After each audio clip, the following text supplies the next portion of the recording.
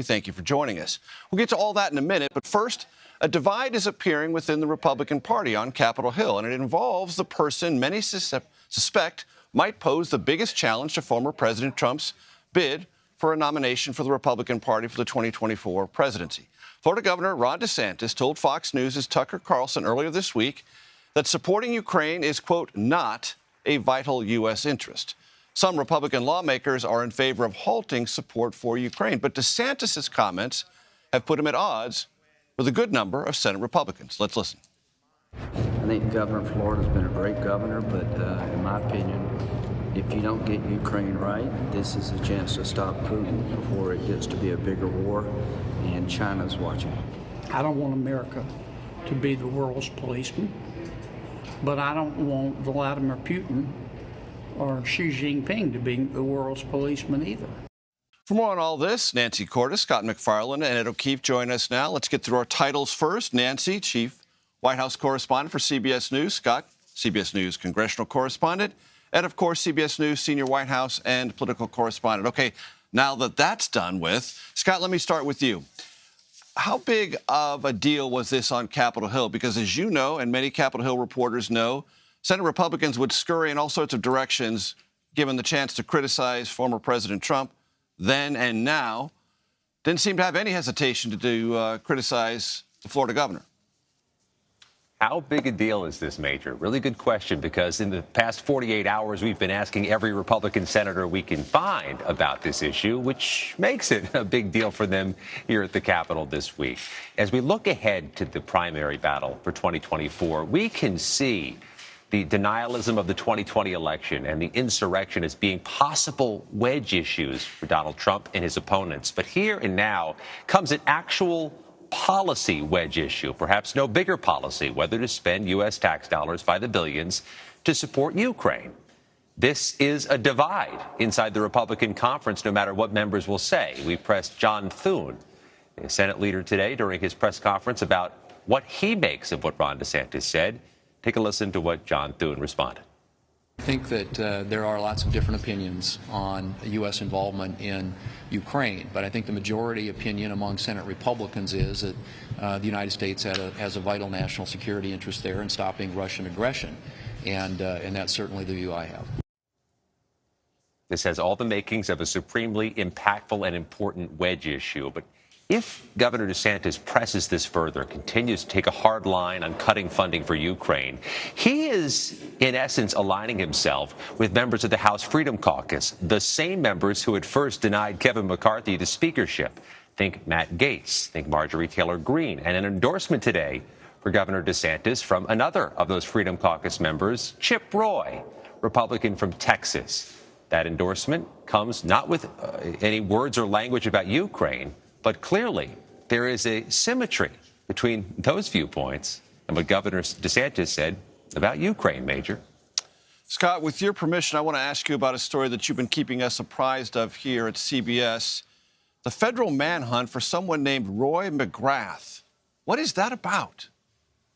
This is a profoundly peculiar story. Roy McGrath was once chief of staff to the governor of Maryland, most powerful state official, potentially, in the bureaucracy in Maryland. And he was accused and charged with fleecing taxpayers, of taking European vacations when he said he was on the clock, of somehow getting a $250,000 severance from a state agency to become Larry Hogan's chief of staff, and allegedly lying in the process to get the money. And trial was supposed to begin Monday morning in Baltimore for Roy McGrath, and he didn't show. And there has been a manhunt underway for him ever since. The FBI was at properties in Florida executing search warrants today. The U.S. Marshals has a poster with Roy McGrath's picture on it. It's possible some of the top officials in the Hogan administration were going to testify at this trial, which must now be postponed. The jury pool was sent home. Roy McGrath's a wanted man, one of the most powerful state officials in America at one point, is wanted by the feds. A fugitive. As you have written to us in many emails internally, this is a bonkers story. Scott. Nancy Cordes, I want to ask you a couple of things. There's been a recent changing of the guard within the Biden administration. There are two figures I think I'd like your appraisal of as this bank situation, that's all I want to call it right now, unfolds.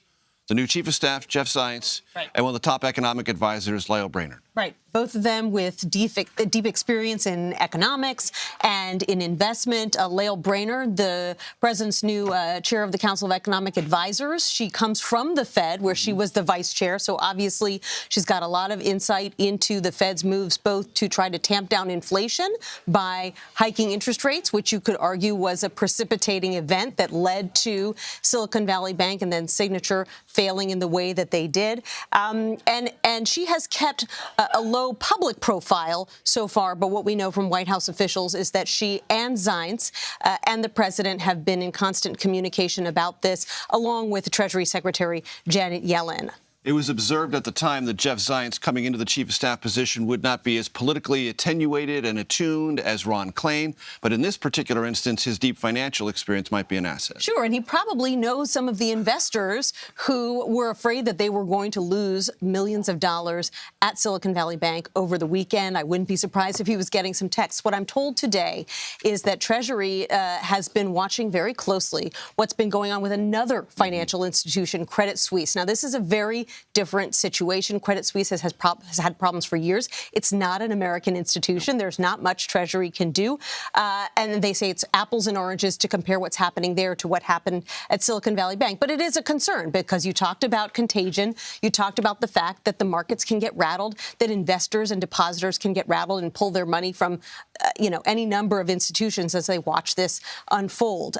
U.S. officials are very heartened by the fact that the Swiss have now stepped in to say that they will backstop Credit Suisse if necessary. They believe that that will help. And another very interesting thing I just learned, Major, is that you recall on Sunday, the Fed put this new program into place to say, if banks have a problem with liquidity, they can come to us.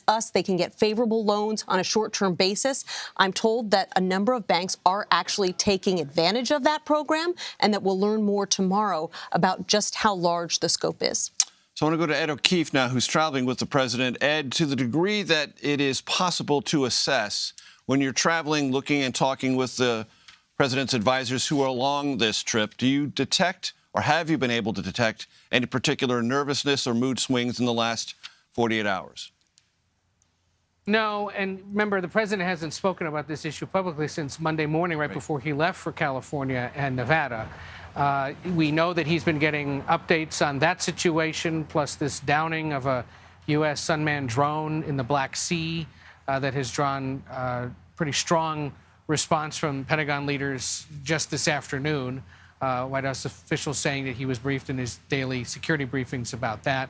But otherwise, he's been keeping on message publicly, focused on the issues he came here to talk about, that deal with Australia and the United Kingdom for submarines to help counter the rise of China in the Pacific, gun violence, which is a concern in California after he met with the families of victims of the Monterey Park shooting in January. And then here today in Nevada, discussing an issue near and dear to the working class union workers of this state and the seniors who live here, prescription drug prices and the future of Medicare. But throughout, no interaction with reporters outside of those themes and no gauge from him, at least so far today, of what he makes of the ongoing banking crisis and this incident with Russia.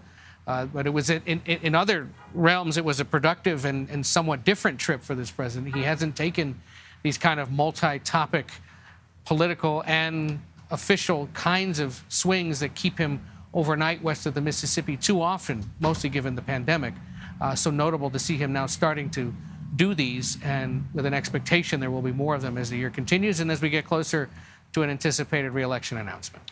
And there was a fundraising component to this trip, Ed, but I take your point that there was a kind of muscularity in this trip that seems to me consistent with someone who is preparing, if not already informally, launching a re-election campaign.